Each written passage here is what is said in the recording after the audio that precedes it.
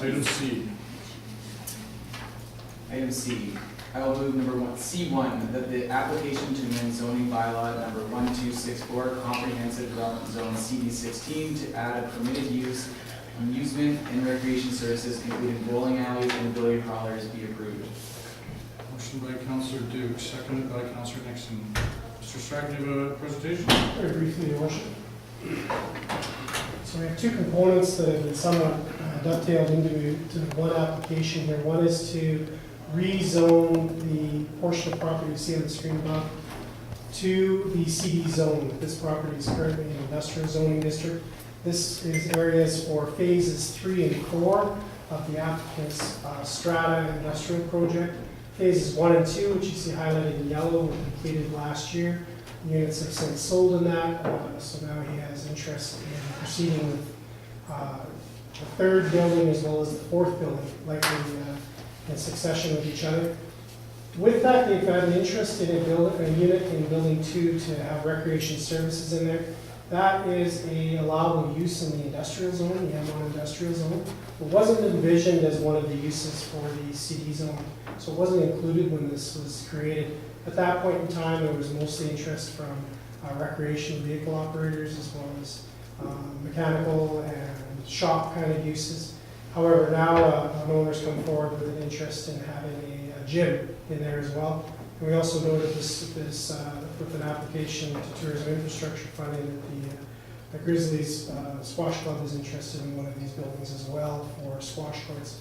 So this use, the addition of this use, would allow for those units to be utilized for those purposes. It is a use that can be similar to other industrial uses, loud and a bit intrusive to neighbors, particularly if you have a residential directly adjacent, or in the case of the downtown business in particular, directly above. So this gives an opportunity to really throw open the doors and be as loud as you want with your medicine ball or balls and not create an intrusion on your neighbor. So there's two parts to it. One is to amend the CD zone to include that recreation service use. It tells us a little bit about the date of our zoning bylaw and that there's a tail that's added on to that use that talks about billiard parlors and bowling alleys. There's not a vision for a billiard parlor or a bowling alley in these locations. They're not set up for it, they wouldn't be long enough for it. But that use in our zoning bylaw from the 80s is the way it's written. Thank you, Your Worship. Thank you, Mr. Strachan. We have a motion on the floor. Any discussion on the motion? Councilor Brothers. I have some concerns with respect to bowling alleys and apartments. My understanding is that there is some residential component to what's there now, but only, it's restricted only for a period of time. And I guess I don't understand the need for having bowling alleys and billiard parlors in that area. It's in light industrial. Commercial is downtown, and I'm just concerned that I don't know where we're going with that. Are we then going to have liquor licenses next and that type of thing? That's my concern with that area. Your Worship, unfortunately, that's the use that's in our zoning bylaw right now. As we move forward, we're moving through the residential zoning districts, when we get through the commercial and then into the industrial districts, we'll be changing a lot of these definitions. I would not envision these uses remaining as part of that definition. I do not want to go ahead and change it at this point in time because it's being utilized in other zoning districts in the city. So we've just simply used what's in the bylaw today.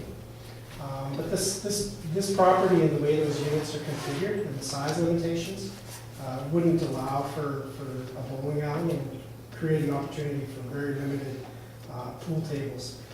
Certainly wouldn't be conducive with liquor licensing.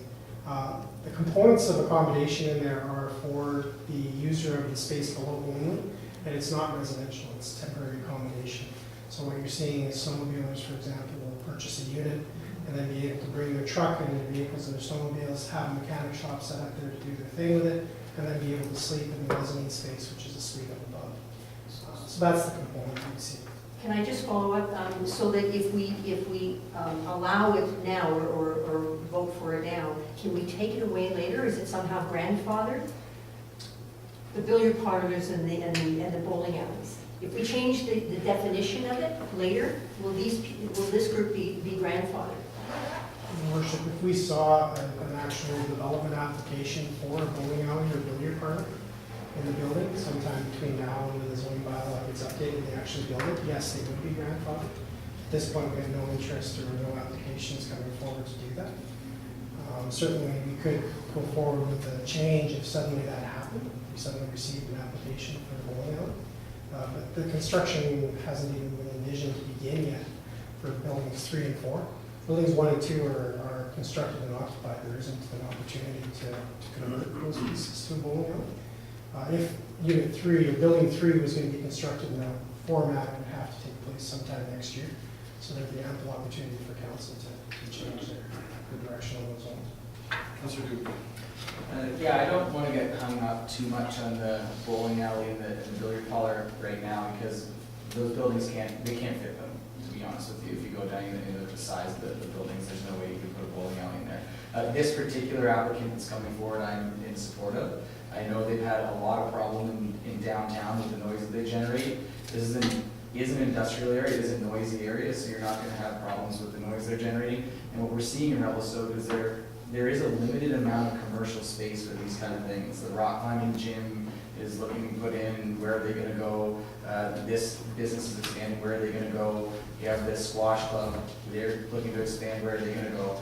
And they're looking to opportunities like this because there isn't a lot of area downtown to build it anymore. So I think it's a good thing. Any more discussion on the motion? Councillor Wendell. Through the chair, how do you deal with the noise issues for people living overhead? I haven't been out there. I realize this construction is ongoing for the CrossFit gym. Are these separate from the units above? Your worship, the actual zoning district requires they not be separate. They can't have separate ownership. It's actually directly written into the zoning district, so it can't be somebody else above the shop. So it has to be a part of that unit. They're like a caretaker suite. Yeah, so they can't be, so you can't sell the accommodation up to a third party, right? It has to be a part of that shop space. So it can be a third party that's there. If I could, but, and not every one of these is built with a suite in them. It all depends on what the owner of that building wants to do. She's right. Your worship, this particular one, they're looking at having additional recreation space in their mezzanine. So it won't be a separate caretaker's unit in there at all. Any more discussion on the motion?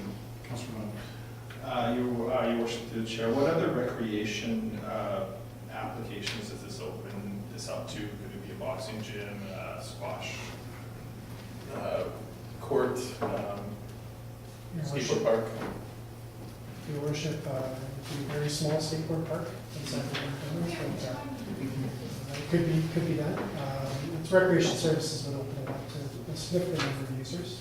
The ones that are expressed interest at this point are the squash club for units in building 3 in order to construct squash courts, as well as this gym that's looking at it.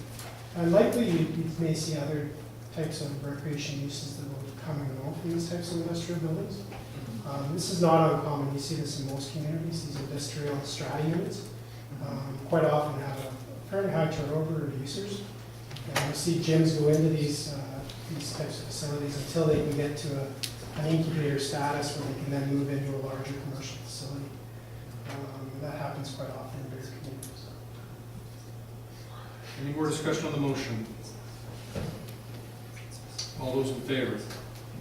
Motion's carried. I'll move C2, the zoning amendment. Before you do, I'll just recuse myself. Oh.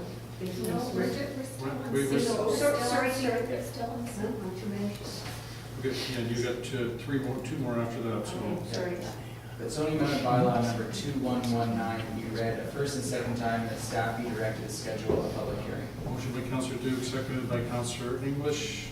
Discussion on the motion. All those in favor? Motion's carried. I'll move 3, the application to rezone Lot A, Section 26, Township 23, Range 2, west of 6 Meridian Community District Plan EPP 10805, accept Plan EPS 452, Phase 1 and 2, 1240 Highrise Road, Phase 3 and 4, from light industrial M1 to comprehensive development zone 16, CD60 be approved. Motion by Councillor Duke, seconded by Councillor Nixon. Discussion on the motion. All those in favor? Motion's carried. We'll move forward with zoning amendment bylaw number 2120 be read a first and second time, and staff recommend to schedule a public hearing. Motion by Councilor Duke, seconded by Councilor Nixon. Discussion on the motion. All those in favor? Motion's carried. Now you're ready to recuse yourself.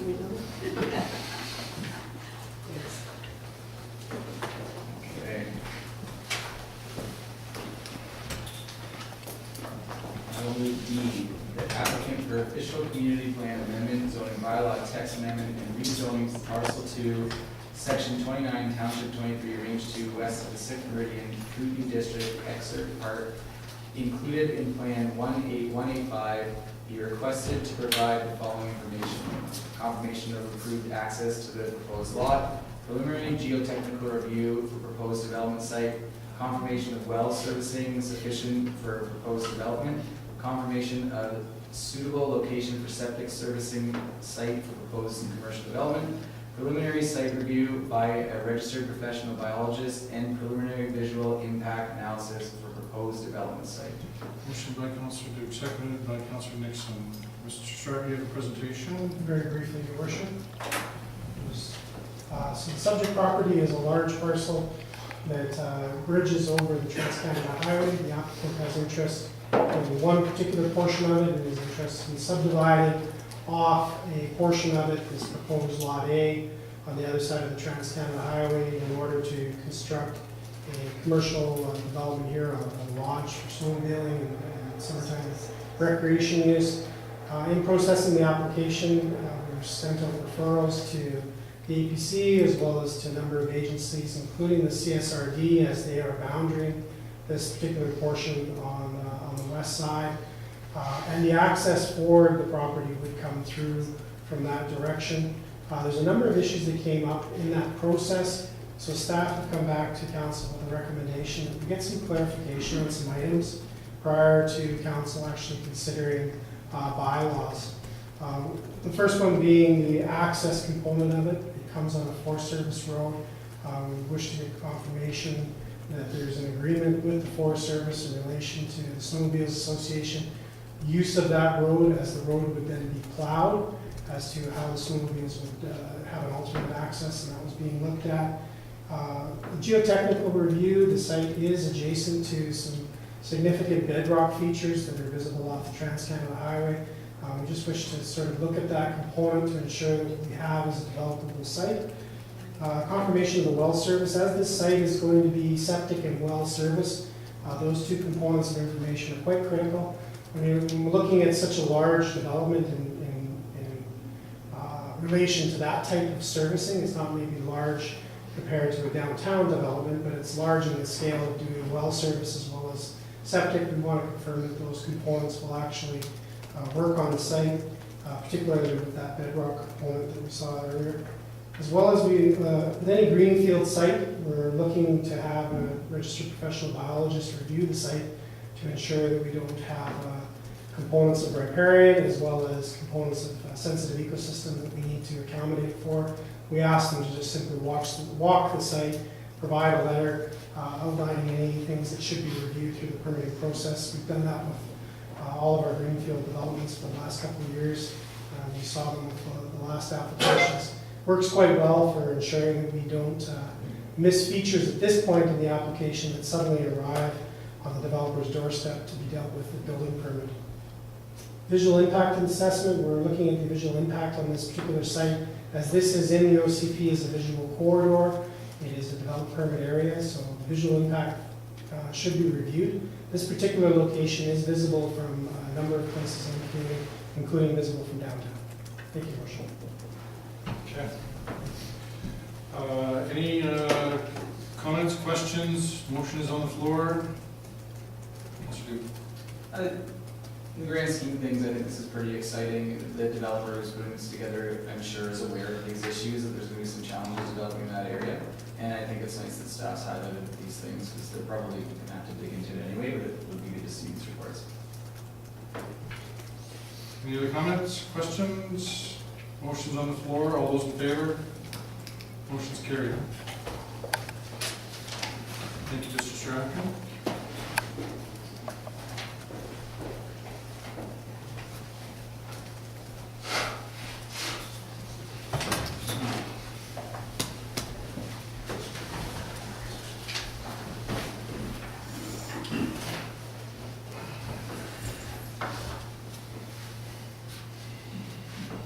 worship, I'll bring item E to forward. I move that staff be directed to proceed with construction procurement for the Victoria Moodus intersection improvements as shown in the map County's tender design. Motion by Councilor Saul, seconded by Councilor Nixon. Discussion on the motion. Councilor Saul. Worship, this is going forward with the work that needs to be done on the Moodus Road intersection, and some information in there regarding Bend Road and ICBC. I think it would be well for us to go over this project and just review what's been put forward. It appears that ICBC is not happy with the information that we put forward at our council meeting going forward with Bend Road, and they believe from a safety issue that we should close that road. I would hope that some of the councils will weigh in as to their opinion and which way we should go. Any other comments from anybody? Councilor Nixon? When we first started this process, the problem was the traffic on coming in off the highway, going into town. And the solution we're looking for is moving that traffic from the highway into town. And road, but mostly in. And I think we need to stay focused on that, and we need to move ahead with this project. I guess my concern is that I have lots of concerns about this, but at the previous meeting when we talked about moving forward, one of the reasons why I supported this was that we all sit around this table that Bend Road would remain open, and I know that ICBC has some concerns. I have not heard, I'm not sure if Mr. Thomas has heard from MOTI on their attitude towards Bend Road, but I have not seen anything from MOTI. I just think that leaving Bend Road open in some form, I think, is important, because there will be problems in this intersection regardless of how well it's designed and how well traffic moves. Something is going to happen that's going to create a bottleneck down there, and closing off Bend Road will reduce one avenue of getting cars out of that area, and that's the main reason. There's access to a major property over there as well. I'm not sure that we're going to be keeping every business down there happy, because I think that's going to be an impossibility, but I am concerned with the direction that we're going on Bend Road. Councilor Duke. I would like to echo what the mayor said. I'm in strong agreement of keeping Bend Road open. Speaking with Mike, our engineer, and he can weigh in afterwards as well, because he's been in direct communication with CBC. There, as we sit right now, there's 2, 3, 4, 5 vehicles that go down this on an hourly basis, so it isn't an issue right now to leave this road open. I know that ICBC is looking at it through their lens, and I can appreciate that, but our lens has more optics to it. You know, there's more stuff going on that they don't necessarily know about. And we sat around, we've definitely been working on this for a long time, and we came to an agreement as a council that we were going to leave Bend Road open for the time being, and when something else happened down the road, with development of property, potentially, we don't know when that's going to happen. It will hopefully happen sometime in the future, then we can reevaluate Bend Road when the traffic flow increases on it. I'm concerned about closing Bend Road. Councilor Brothers. I have two questions, I think, from Mr. Thomas. Do we risk losing funding as a result of not closing Bend Road? In other words, is ICBC or MOTI going to say, well, you know what, if you're not going to take our suggestions or whatever, you're not going to get the funding? That's one thing. And secondly, Mr. Thomas, I think in his report, suggests that we forge ahead, close Bend Road, and reassess it later on. What's the timing in terms of reassessing it later on? I'll tackle the first one first on the funding. In terms of ICBC's funding, we have to make an application to their intersection improvement fund, I think it's called, which they've encouraged us to do. So it's we don't know how much that is. It's certainly going to be an amount that is worth applying for. If we decided to proceed without this, I think it would negate any funding from ICBC and any support from ICBC for this project. I think they feel that strongly about it. In terms of the Ministry of Transportation, if we were to proceed against ICBC's recommendation, I think the Ministry might have a difficult time supporting the project as well. If we are planning on doing a project that has an element of risk or unsafe intersection design to it, and they are expected to put money towards it, I think that might be a challenge for them to support. It would be the same for us. If someone came to us and said, hey, can you support this project, and there was an unsafe element to it, we would have a hard time supporting that project, and we would request that they make that part safe. The second question was proceeding and changing it in the future. The way that we have set up the tender package is that we have basically all the work is included except for this part of closing Bend Road off, and that is included as optional work. And in contractual terms, if you have your base tender and then you have the optional work, and you choose to do the optional work or not, by taking it out, you're not liable for loss of profit and overhead. So if we decided to do something different, we can change it, and there's very little contractual risk for us for making that change after we've awarded the tender. If we did do it as optional work and we made those changes and it turned out to be less work that we were doing, then we would be liable for loss of profit and overhead on that piece of work. Now, we're talking in the most recent estimate, Bend Road design as it stands at the moment is about $134,000 worth of work to make the design that we've got in the package there actually work. So it's, including contingency, it's less than 10% of the project cost. But we felt that this was an appropriate way to proceed with the work, reduce the risk of contractual disputes on this matter, and still allow for some form of decision making to occur on this particular item while we move forward with the roundabout. So it's not so much that we would close it because this work won't happen until the spring. If we proceed as planned, the Bend Road work, we wouldn't be touching anything there until the spring at the earliest. Councillor Duke, you have your hand up? Yeah, I did. What I'm nervous of is making a black and white decision in that Bend Road is closed or Bend Road is open. And I like the idea of talking to the ICBC, talking to the MOT, and just figuring out if there's other options before Bend Road with the timeline that we have before it actually has to be completed. So you're talking about spring. So we can send out a message saying, yes, if this is what we're going to do if all other alternatives fail, and we're sending this out for procurement so that we know we're getting people back and we can keep the project going, but we are also at the same time looking for alternative options to not close the road. Is that possible? Can we look for other alternatives for this piece to keep more parties happy? Your Worship, we had 4 or 5 professional engineers out on site the other day. We spent about 5 hours, so there's 25 hours of engineering, plus some technical support as well. So we had the city's engineering tech and the city's public works manager there as well. So there's like 35 hours of experience, professional time looking at this problem.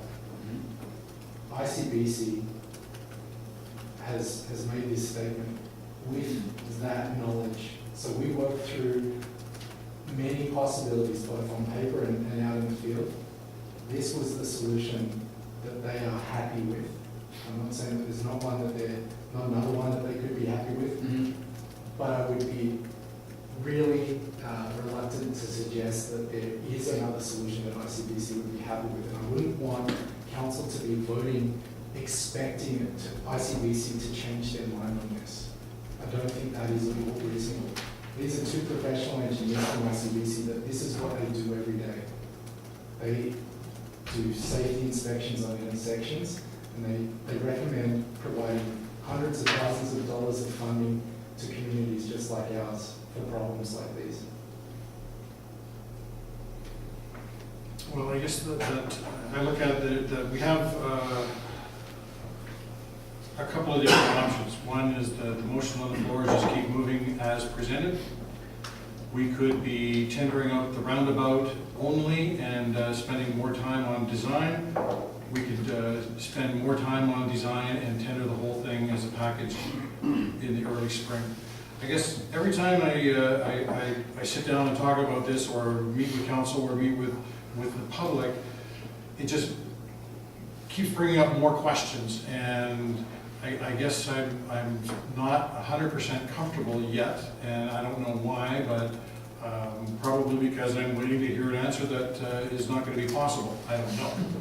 But I don't think that the community is 100% convinced that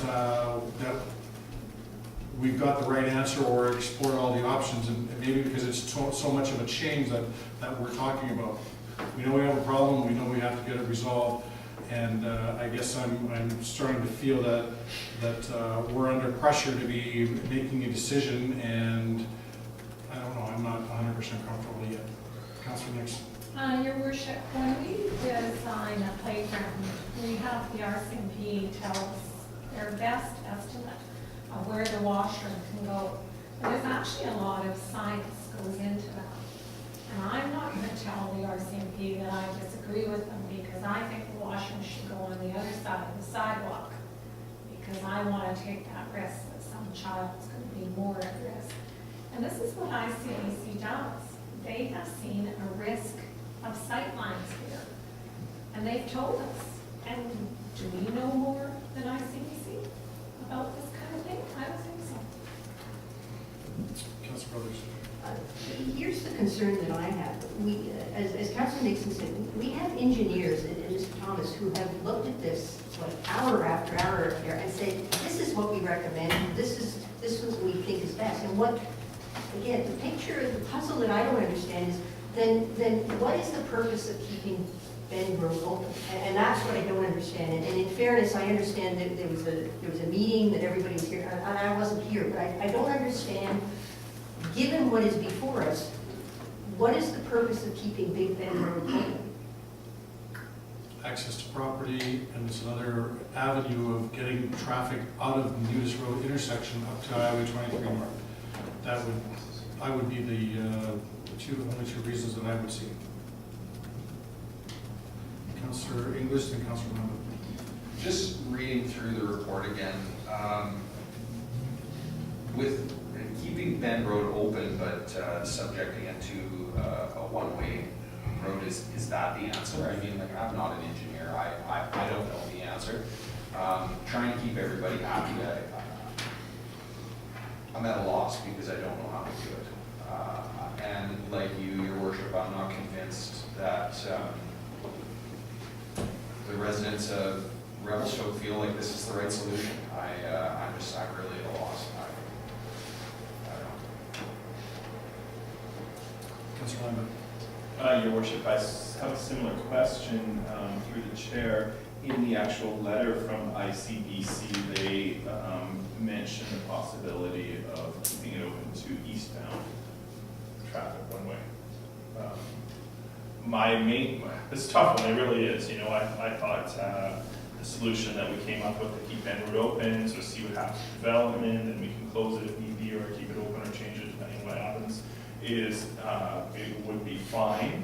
My main concern is that, you know, this indication from ICBC is we're going to lose funding. I mean, I did ask Mr. Thomas earlier about how much that would be, and we ballparked it at, you said, like, don't quote me, but it's $100,000 or something like that, you know?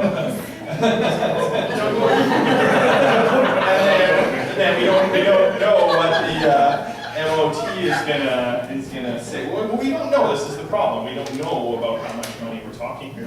I prefer our solution, but I'm not. You know, I'm pretty close on both of these ones here. You know, so But let me boil back down to this one. It says, if that is not possible, we will be suggesting that Bend Road at least be restricted to eastbound movements only. And that's in the words of ICBC. What does that mean if that were to happen? I'm assuming that that section of the road, Mr. Thomas, would only go up the hill, traffic would only go up the hill. Yes, and I think if you go back to what was discussed, I believe it was at the May 4th meeting where the option of keeping Bend Road open was actually approved by council. It was, you know, I made it quite clear at that meeting that I did not agree with it. I do not think it's a good solution from a traffic perspective. Even keeping it one way makes this intersection a very confusing intersection. We're talking about drivers that are spending 10 minutes in Revelstoke for the most part. And I mean, as it stands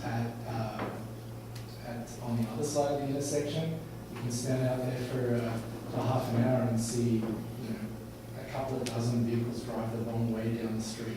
The same thing will start happening on this side if we start trying to mess with this intersection and make things more complicated. People do not read signs. Driving out of the McDonald's drive-through, there's like 6 signs that say left turn only, do not turn right turn. Like there's so many signs. But I would say almost every second vehicle at times is driving the wrong way out of McDonald's. And I think we need to simplify things. This makes it much more complicated for the drivers that are trying to find their way into Sherrington's Woods and find their way back onto the highway. Councillor Nixon and Councillor Sells. If that traffic was made to move only in the east direction, would we not have problems with trucks spinning out on that grade going up Bend Road anyway? Just fix the sight lines, but we'd have another problem. Councillor Sells. Your worship, I'd just like to discuss the email that we received from the property owner there, with his engineer looking at dumping this road into the parking lot of the Super 8. And I wanted to ask Mr. Thomas for his engineering perspective on that, reasons forward. Your worship, I think we would have to sign the road at the top as a no-through road, and we'd have to make it very clear that there was no public access, no-through road. I don't see it as a great alternative. I think we would definitely be at a risk of, we would need the permission of Super 8 if we were going to do that, and I'm not sure that would be forthcoming, because I think from their perspective, they would see a lot more traffic across their lot that has nothing to do with their business. I feel like that's not even something worth pursuing. We have public roads for a reason. Effectively, we would be cul-de-sacking the road and making it Okay, thank you for your input. I guess going back to some of these options that I talked about, Mr. Thomas, is that do you think that there would be a significant increase in this whole project if we were to today approve going to tender on a roundabout and then putting the rest of the project out to tender in the spring? Do you see that as a big deal? Your worship, from a construction perspective, the risk there is we actually only want one contractor, because there'll still be work going on the roundabout in the spring. There'll be the landscaping work and the finishing touches. We don't want 2 contractors working on our roads within a couple of 100 meters of each other. Another way of doing it potentially would be to offer them extra work after the fact. I think we might be at risk of not meeting provincial trade agreements if we were to do that. I think we would be exceeding the limit that we're allowed to do that, sort of adding extra work to contracts rather than including it in the principal contract. The other concern, and I've spoken to McElhenney about this, particularly with the timing that we're looking at, they are ready to issue this tender as it stands. council, if it's approved, they would be ready to tender it. If we were to try and change the context of that tender to make it two separate tenders effectively, it's at least 5 working days of work for them to change it and review it, send it back to us for review, and then back to them for a submission of the tender to BC bid. That 5 days, or potentially 7 days, considering it's, I think that's 5 working days, potentially more considering we're coming into holidays, is that could put the project at risk. One of the biggest concerns we have is that we're pouring concrete in October. We don't want to push it into late October. We'll be putting sand down on the intersection at the first heavy frost or snowfall. And the sand that we put down does have salt in it. We want to give that concrete as much time as possible to put salt on it. Councillor Duke.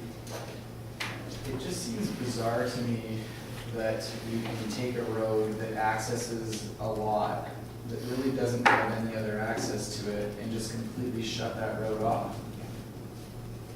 You know, because if Bend Road has been in this drawing here, it has a blockade at the top of the road, and then we have a blockade at the bottom of the road. And I understand ICBC not having a flow through, but would we not be going back, and this is through the chair, and then a question like with Mike, will we not be going back to a roundabout there at the bottom, so at least you can have access to that property?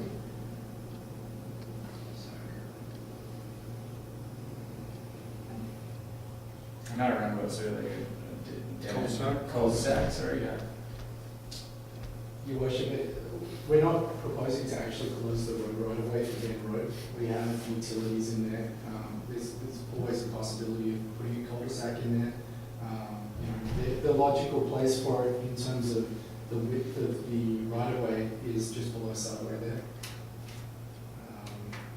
If you were going to cul-de-sac it, and then you would have a driveway down to Super 8 and a driveway down to the southerly vacant lot, I guess, is a lower edge of that. It may be possible to fit a cul-de-sac in where the Sandy Dump is located right now, but that would probably require some private property to widen out the road and to fit a cul-de-sac in there. And I think to be fair, I don't think that was explained to the owner, Mr. Platt of that vacant lot, that cul-de-sac would end and then a private road would go down to have access to his property. And I guess that's one of the problems that I have is that we have two major landowners here, Shell being one that has concerns with the amount of communication that they've had on this, and as well as Mr. Platt. And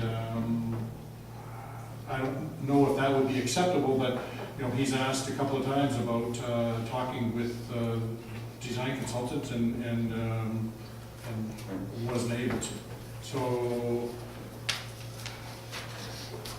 I just think that we have two major property owners there that want more consultation and they don't feel that they've had enough.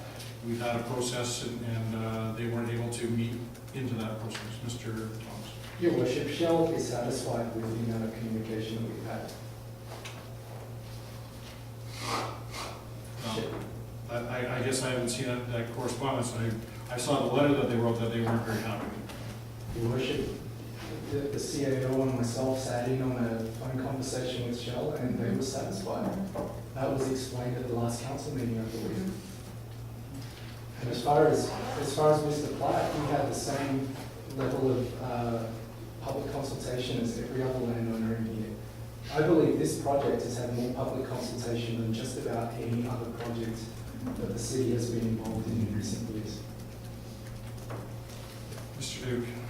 I agree that we have had more public consultation and we've been beating this one up more than a lot of things that we've been done before. The challenge I think that at least I'm dealing with, and that maybe others around the council table are, is that each of those public consultation periods, things have changed. So we've said, yeah, this is how we're going to move forward with it, and we get more information, and that's fine, and it's expected, and we have more people comment, and then it changes and it changes, and so this is a fairly large change since the last iteration that we approved, right? And guaranteed it is going to have ramifications either way. We're either gonna lose 100K, or we're gonna get ourselves into a bit of trouble from a landowner, that there may be some merit to that, right? So that's, I think that's what we're having a difficult time with. Councillor Nixon. It's more than money, it's more than 100K, it's ICBC and risk management, and that's our staff's job, to bring us the information around risk management, and that's what we have in front of us. Councillor Lando. Yeah, your worship, through the chair, just for real clarity on the recommendation that staff be directed to proceed with construction procurement of the Victoria Municipal intersection improvements as shown in McElhaney's tender design.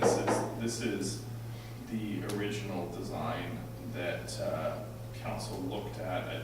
We don't, the thing is, we don't have that in front of us right now. The sketch that you've got in front of you is what we would go out to tender with at this point. Which is basically the one way on Bend Road leaving it the way it is. Yeah, and as I mentioned, that section is included as optional work, so it's fairly easy for us to change that in contract with the risk of the city. Sorry, I'm confused. So it would be one way and not closed, or is it closed? I think. Your worship, the challenge for the consultant is they're trying to please council, yet they've got ICBC telling them something that's totally in opposition to what council is suggesting they want. Interestingly, what ICBC is suggesting is actually coming back to the original design. And so in terms of public consultation, every stakeholder has seen the design that ICBC is actually recommending, and they have provided comments on that design.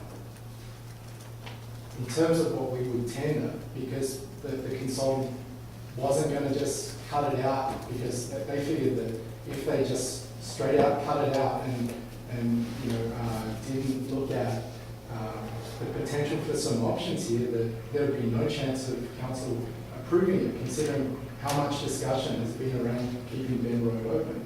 So they fully understand that there is a desire from council to keep Bend Road open.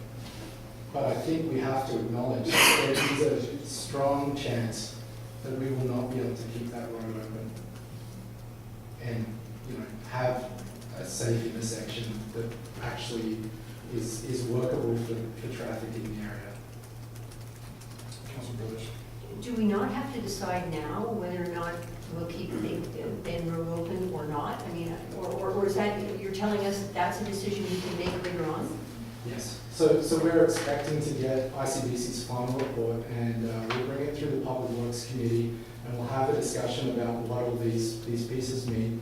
I don't believe there's too many other things that are going to be on the report that would impact the contract, but because we've separated this out as optional work, we can make these changes quite easily in the contract. And so tender law allows us to do that, as long as we make sure that we truly separate it out as optional work. Councillor Nixon. Can you call a question? Well, I just feel that we voted in favor. We're saying that Bend Road is eventually going to be closed. I'm just looking to see where, but am I wrong by saying that? Your worship, and I'll say again, it's highly likely. I don't think it's definite. Your worship, we discussed yesterday a couple of options that might work, but there might be additional costs to make those options work. And so, I don't want to go into details on those, but it's certainly something that our engineers can look at and see what we can do to make this area actually work as an intersection and keep Bend Road open. Councillor Lando.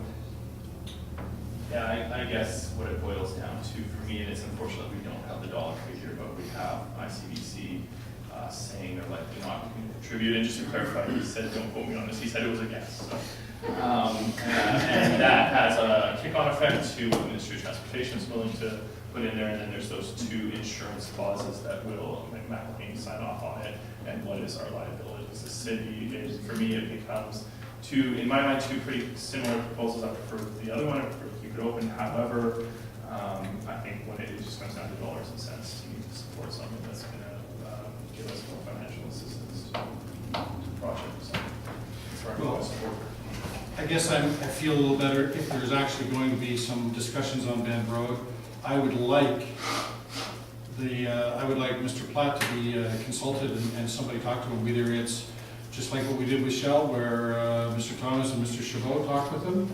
I would actually prefer that he talk with the design consultants to find out what they're actually thinking, but I think that he deserves the same phone call that Shell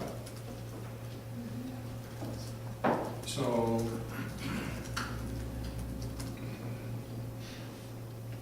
is there any more discussion on the motion? Not from you, I know that. All those in favor? Motion's carried.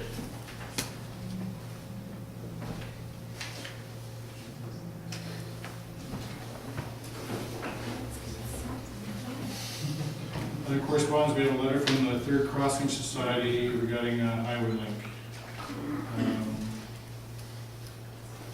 Councilor Nixon. Your worship, I wish them well with their proposal.